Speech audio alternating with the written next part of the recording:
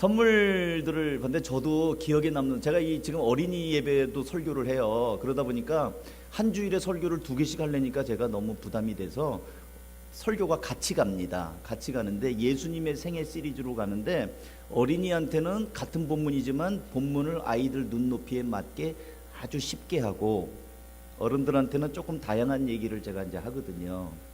이제 저도 선물을 받았어요. 6학년 때 저희 아버지가 저한테 낚싯대를 하나 선물을 해주셨어요. 제가 그때 어디 살았냐면 금촌에 살았습니다. 금촌, 경기도 파주 금촌에 살았는데 지금은 거기 천지개벽이 돼가지고 뭐 어마어마하죠. 근데 그때는 시골이에요. 시골인데 낚싯대를 사주신 이유는 그 집에서 걸어서 한 20분 정도만 나가면 교화강이라고 인터넷 검색하면 나올 게 교화천이에요. 한문으로 하면 교화천. 근데 그 동네 이름은 교화강이에요. 교화강. 근데 거기가 이렇게 다리가 있고 이게 물이 흐르는데 그 임진강에서 내려오는 물줄기인가 봐요. 고기들이 많아요. 그러니까 외지에서 낚시꾼들이 그렇게 많이 오는 거예요. 그러니까 6학년 됐으니까 아버지가 저한테 이게 대나무 낚싯대를 하나를 사주셨어요. 정확히 말씀드리면 그 낚싯대가 2달 만에 우리 아버지에 의해서 다시 꺾여서 쓰레기통으로 들어갔습니다. 어찌나 제가 낚시를 좋아했던지 낚시꾼이 돼버린 거예요. 그래서 낮이나 밤이나 밥 먹는 줄을 모르고 아침 나가면 이게 어디 갔는지도 없고 그래가지고 낚시터에서 사는 거예요. 낚시터에 사니까 오만 가지 그거죠. 목 좋은 데도 알고 있고 그러다가 물에 빠져서 죽을 뻔도 했어요. 헛디뎌가지고. 그러니까 아버지가 뭔가 취미를 하나 가져라고 낚싯대를 사줬는데 낚시에 미친놈이 되니까 안 되겠다. 그래갖고 낚싯대를 꺾어버렸어요. 그 다음부터는 제가 낚시를 안 합니다. 낚시 잘해요. 제가 잘하는데 그 다음부터는 이제 또 이제 예수님 만나고 나서 낚시하려면 하루 종일 찌 보고 앉아 있어야 되잖아요. 찌. 예. 그러니까 그게 이 강태공들이 세월을 낚는다고 그러는데 시간 가는 줄 몰라요. 예. 한번 미치면 뭐든지 미치면 시간 가는 줄 몰라요. 그러니까 아버지가 안 되겠다. 넌만 안 되겠다. 그래서 그걸 다시 꺾어서 버린 거예요. 예. 선물은 아까 뭐 보여주신 선물 5천만 원짜리도 얼마 가겠어요. 그게. 예. 그리고 반지도 얼마나 가겠어요. 반지 얼마 못 갑니다. 예. 세상에서 주는 선물들은 잠깐이에요. 받을 때만 기쁘지. 예. 제일 어려운 게 무슨 선물을 할 것인가가 고민이에요. 저도 선물도 하기도 하고 선물도 받기도 하는데 어떤 선물을 해야 되는지가 가장 고민이에요. 제일 무난한 거는 애들은 이제 케이크, 뭐 문화상품권 뭐 이런 거 주니까 좋아하더라고요. 근데 다 없어지는 거잖아요. 받을 때만 잠깐 기뻐요. 5천 원짜리 문화상품권 주면 5천 원어치만 기뻐요. 예. 만 원짜리는 만 원만큼 기쁘고요. 네. 그리고 기쁨이 금방 시들해집니다. 세상에서 주는 선물들은 영원히 가지가 않아요. 예. 그러니까 선물은 자꾸 줘야 돼요. 자꾸. 그래야 기쁨을 자꾸 유지해야 되는 겁니다. 그래서 이 잠언서나 전도서에 보면 선물은 사람의 마음을 열어주는 매개체가 된다고 해요. 열어주는 통로가 됩니다. 그래서 지혜로운 사람들은 적절하게 선물을 줘요. 예. 오늘 여러분들 다 지혜가 생기시길 바랍니다. 특히 저하고의 관계에서. 예. 보험하시는 분들이 선물을 잘 주잖아요. 사소한 것들. 고객 관리가 그거예요. 많은 것이 아니라 차를 뽑았습니다. 근데 저한테 차를 세일한 사람이 저를 정확하게 한 1년까지는 챙기더라고요. 예, 차 뽑았다고 문자 주고 생일날 케이크 보내주고 1년 동안. 근데 감동이 되더라고요. 그 유아무개인데 다음에 차 살 땐 이 사람한테 살까? 이제 이런 마음이 이제 되는 거죠. 그러니까 선물들은 사람의 마음을 이렇게 열어줘요. 근데 오래 가지가 않는 거예요. 세상이 주는 것은 오래 가지 않습니다. 근데 여러분 선물이 또 하나 있는 거 아시죠? 선물은 하나님께서 이 세상을 이처럼 사랑하사 독생자를 주셨으니, 여기서 주셨다는 말이 선물이란 뜻이에요. 요한복음 3장 16절 하나님이 세상을 이처럼 사랑하사 독생자를 가로 열고 선물로 주셨으니, 요 주셨다는 말이 선물이란 뜻이에요. 기프트. 이는 누구든지 멸망치 않고 영생을 얻게 하려 하심이라. 그러니까 하나님이 주신 선물이 있어요. 이 예수님이에요. 이 예수님이 우리들이 주고받는 선물하고는 비교할 수 없다는 거. 그게 서론이에요.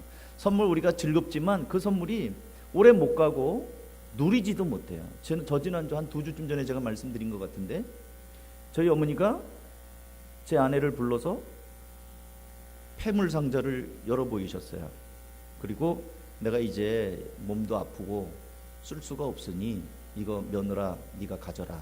폐물에 보니까 뭐 금팔찌도 있고 금반지도 있고, 그 다음에 제가 또 사다 드린 짝퉁 그 가짜 목걸이도 있고 뭐 등등이 있어요. 뭐 상하 목걸이도 뭐 어디 가서 제가 저렴하게 구해온 뭐 이런 것도 있고요. 안 버리신 거죠, 어머니가.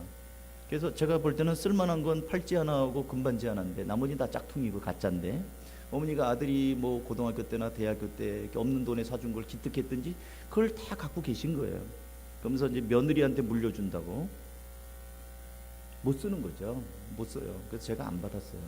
아내 보고 갚지 말라고 그랬어요. 저한테 여동생이 하나 있거든요. 그래서 어머니라고 안 하지. 엄마, 이거 동생 오면 동생이랑 같이 나눠 가질게요. 그래갖고 안 받았어요. 안 받고 동생하고 나중에 해서 이제 반씩 나눠 가졌습니다. 못 쓰는 거예요. 노인돼 갖고 금팔찌가 뭐에 필요하겠어요. 얼마나 뭐 오래 가겠습니까? 못 쓰죠. 짐이 되는데. 그래서 가장 소중한 선물은 예수님인데, 오늘 보니까 그 예수님을 이렇게 전해주는, 선물을 전해주는 사람들 이야기가 있어요. 근데 요한복음하고 마태복음이 아주 대조가 됩니다. 마태복음에서는 예수님이 제자 부를 때 갈릴리 해변을 다니시다가 고기 잡는 어부를 보고 나를 따르라, 내가 너희를 사람을 낚는 어부가 되게 하리라 해가지고, 마태복음 4장에서는 예수님이 직접 제자들을 불러요. 근데 요한복음에서는 그렇게 기록이 돼 있지 않고, 세례 요한이 세례를 주는데 세례 요한이 자기 제자가 2명이 있습니다. 근데 예수님이 이렇게 지나가시는 걸 보고 세례 요한이 보라, 세상 죄를 지고 가는 하나님의 어린 양이로다. 어린 양 알죠? 어린 양은 이 구약 성경에서는 제물이에요.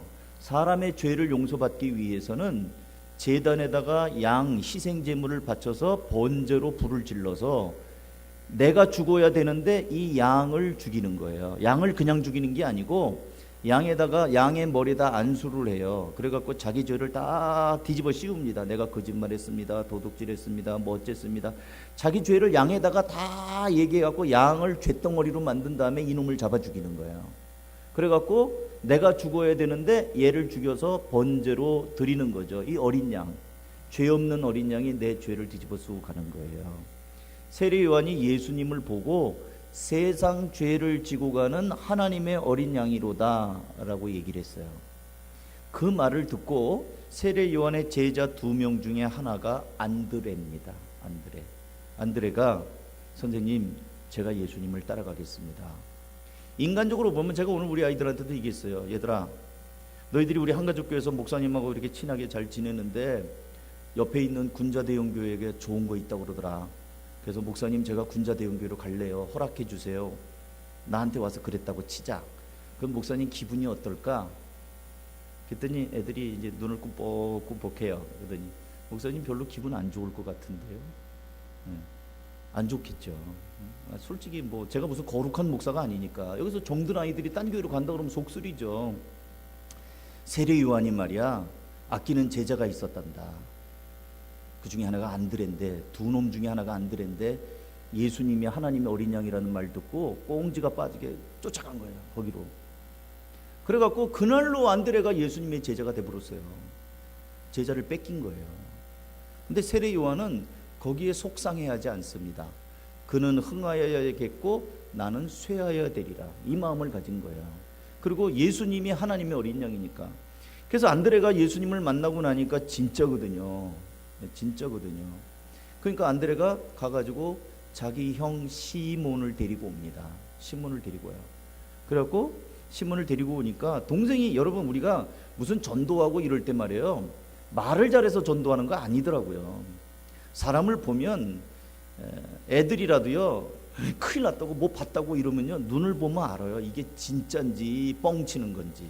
진정성은 공부를 많이 했다고 진정성이 전해지는 게 아니고요, 보면 알아요. 보면, 아, 얘가 뭘 봤구나, 뭘 경험했구나, 뭘 지금 알고 있구나. 뭐지?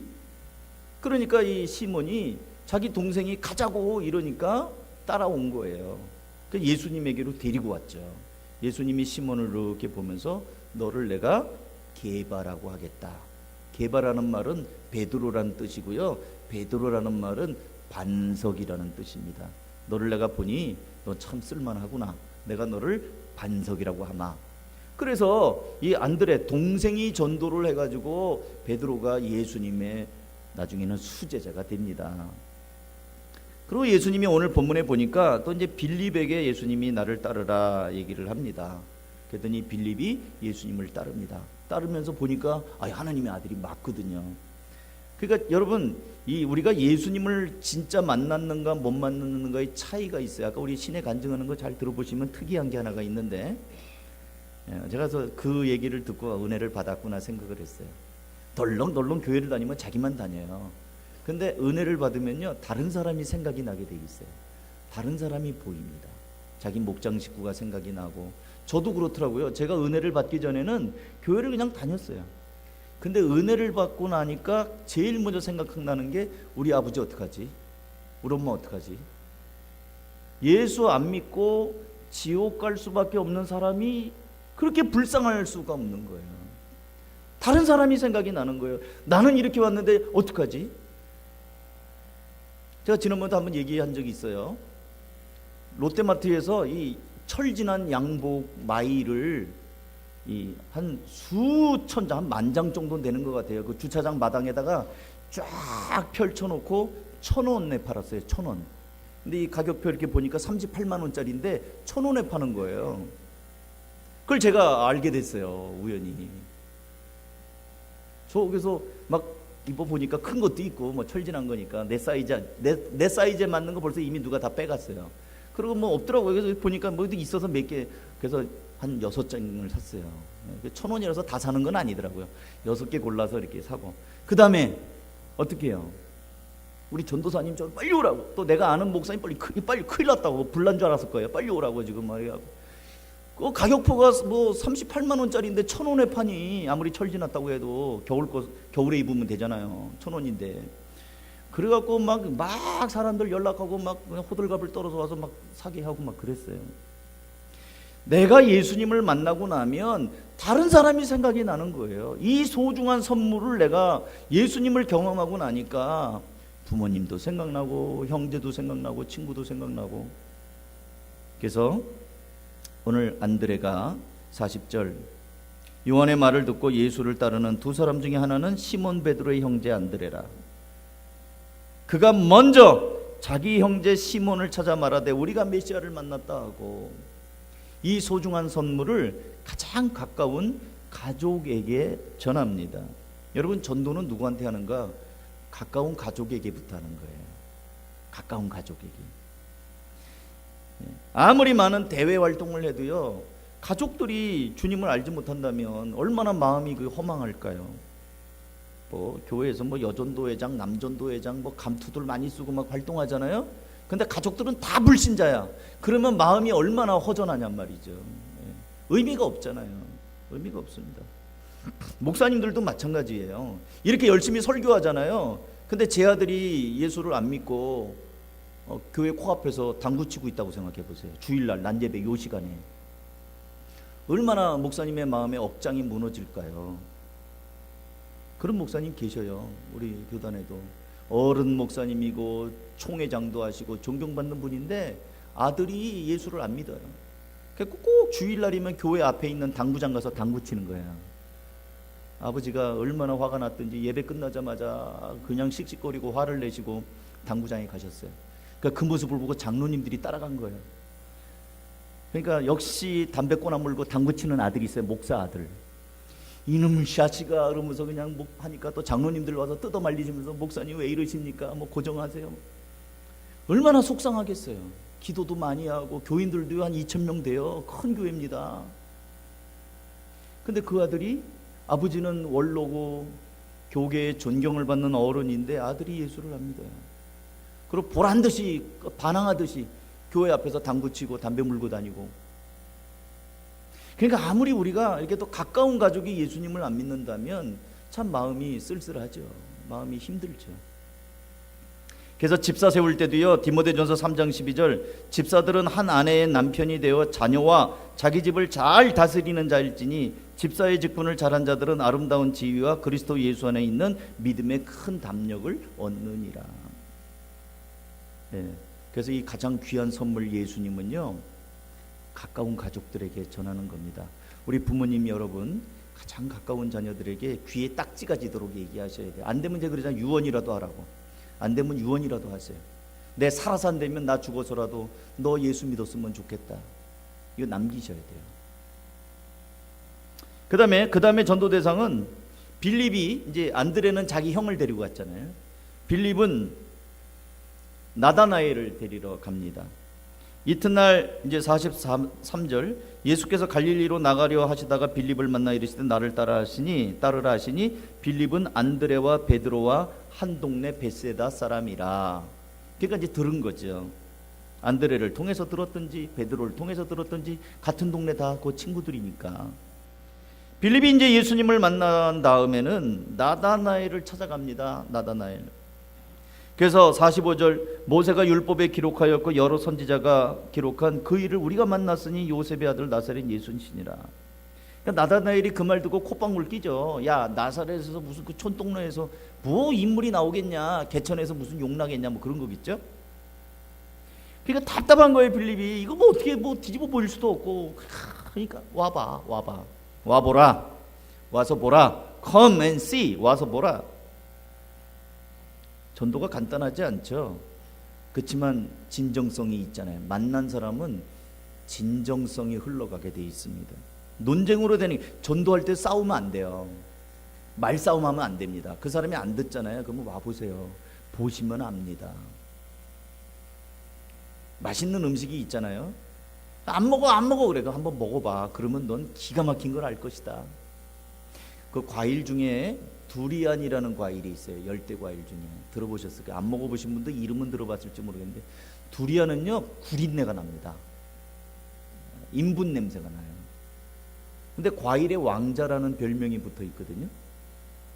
냄새가 나서 못 먹는다. 이런 걸 먹냐고. 그런데 먹으면은 완전히 이제 거의 중독되다시피 하는 거예요. 굉장히 맛있다는 거예요. 그러니까 설명이 안 되는 거예요. 말로 해서는 안 돼. 예수님을 설명하는데 설명이 안 돼요. 논쟁하고 들리는 사람들한테는 어떻게 하겠어요? 그래서 싸워서 이기잖아요. 이기면 그래 너 잘났다. 예수 믿는 사람들은 말 못하는 사람 없대도만 말만 잘하네. 역시 이렇게 하면서 믿지는 않아요. 그러니까 논쟁에서 이긴다고 해서 그 사람이 설득되거나 전도되는 거 아닙니다. 그러니까 전도하다가 싸우면 안 돼요. 그냥 와보십시오. 제가 개인이 그냥 헛소리 하는 거 아닙니다. 와서 보십시오. 선생님 한번 와보세요. 놀라운 일이 있습니다. 틀림없이 제가 강추합니다. 한번 믿어보십시오. 어떻게 설명이 되겠어요? 그러면 뭔데 그러나, 저 사람이 그렇게 뭐 허튼 사람은 아닌데 뭔데 그러나 관심 있지 않겠어요? 와보라는 것도 전도예요. 전도를 다양한 그 방법이 있는데 와보세요. 우리 한번 만납시다. 우리 목장에 한번 와보세요. 그것도 전도예요. 결국 빌립의 전도를 받은 나다나엘은 예수님에게로 이제 나오게 되죠. 나와서 예수님을 만나게 됩니다. 그리고 49절 다 같이 한번 읽어볼까요? 시작. 나다나엘이 대답하되 랍비여 당신은 하나님의 아들이시오 당신은 이스라엘의 임금이로소이다. 예수님을 만나잖아요. 그러니까 내가 다 전도해가지고 내가 다 그 열매를 봐야 되겠는데 이게 욕심입니다. 내가 전도 못하더라도 그냥 와보세요. 그래서 예수님을 만나는 거죠. 우리가 목장으로 그냥 인도하세요. 우리 집에 밥 한번 드시러 오세요. 그리고 인도하시고 교제하시고 그러다가 이제 때가 되면 예수님께서 그를 만나주시는 것이지요. 그래서 첫 번째는 가장 가까운 가족, 두 번째는 친구. 그 다음에 이제 여러분 수가성에서 이제 요한복음 4장에 가면 물길로 나온 여인이 있어요. 그래서 남편이 5이 있었던 여인. 그 여인이 예수님을 만나고 나서 이제 동네방네 들어가면서 사람들에게 막 전도합니다. 와서 보시오. 내가 어떻게 살았는지를 다 알고 얘기해 준 분이 있습니다. 와 보십시오. 우물가로 나와 보십시오. 물동이를 버려두고 나가서 전도했던 여인이 있습니다. 요한복음 4장 39절 여자의 말이 내가 행한 모든 것을 그가 내게 말하였다 증언하므로 그 동네 중에 많은 사마리아인이 예수를 믿는지라. 사마리아인들이 예수께 와서 자기들과 함께 유하시기를 청하니 거기서 이틀을 유하심에 예수의 말씀으로 말미암아 믿는 자가 더욱 많아. 이제 예수님을 만났어요. 여자 때문에 예수님에게 나오기는 했지만 예수님을 만나서 믿게 됐단 말이에요. 42절, 그 여자에게 말하되 이제 우리가 믿는 것은 네 말로 인함이 아니니 이는 우리가 친히 듣고 그가 참으로 세상의 구주이신 줄을 알미라 하였더라. 그러니까 이 여인이, 예수님을 만난 이 여인이 동네 가서 사람들에게 이 예수님을 전한 거예요. 그래서 처음에는 저렇게 사람을 외면하고 숨어 지내던 여인이 보니까 뭘 봤거든요. 도대체 뭘 봤길래 그래, 호기심이 생기거든요. 그래서 나와서 예수님을 만나 보니까 기가 막히거든요. 그래서 여자에게 하는 말이 그겁니다. 내가 처음에는 너 때문에 나왔지만 지금 내가 듣고 보니까 내가 이제 예수님을 만났다. 이 말씀을 맺습니다. 오늘 이렇게 말씀 어렵지 않아요. 예수님을 만난 사람들, 가장 소중한 선물, 잠깐 먹고 땡, 잠깐 쓰고 버리는 거, 그런 선물들은 얼마 못 가요. 가장 귀한 선물은 하나님이 주신 선물이다. 그 선물이 예수님이라는 거예요. 이 선물을 우리는 나누어야 되는데 세례 요한이 자기 제자 안드레에게 예수님을 소개했고, 안드레는 자기 형 시몬을 소개해서 수제자가 되게 만들었고, 빌립은 자기 친구 나다나엘을 전도했고, 물동이를 들고 물길로 나온 이 수가성의 여인은 사마리아 마을 사람들을 인도해서 예수님을 만나게 했다는 거죠. 왜요? 그 예수님으로 인하여 생명을 얻으니까, 영생의 선물을 받으니까. 사랑하는 성도 여러분, 저는 이제 설교를 마치면서 여러분들에게 이런 도전을 좀 해드리고 싶어요. 1월 마지막 주일입니다. 오늘 한 달 끝나요, 이번 주일이. 그러면 우리들 가운데는 가족 전체가 이렇게 믿음의 가정들이 있는 분들이 계셔요. 또 어떤 분들은 뭐 몇 대째 믿는 분도 있을지 모르겠어요. 그런가 하면 저 같은 경우도 그래요. 저도 우리 집에서 제가 처음 믿었거든요. 저희 부모님 제가 전도했고요. 처음이에요. 나부터 시작하는 집들이 있을 거예요. 그러면 내 자녀들에게, 나부터 시작했으니까 내 밑에 있는 자녀들, 또 내 형제들, 동기들, 그리고 이제 부모님, 또 주변에서 만나는 직장이든지 이렇게 만나는 영향력을 나눌 수 있는 사람들 있잖아요. 그분들에게 내가 너를 교회로 데리고 와야 되겠다, 이런 저의를 보이면 저놈이 나를 이용하려고 그러지, 이 생각에서 경계심이 들어요. 우리는 순수하게 내가 당신에게 소중한 선물, 이 세상이 줄 수 없는 정말 생명의 선물을 내가 당신에게 나누고 싶다, 내가 갖고 있는 이 기쁨을 당신과 나누고 싶다, 이런 마음, 이런 진정성을 가지고 생명이신 예수님, 나를 구원하신 예수님, 나에게 소망을 주시는 예수님을 이렇게 좀 나누며 그 사람들에게 이 기쁨을 나누는 축복의 통로가 될 수 있기를 주님의 이름으로 축복합니다. 기도하겠습니다.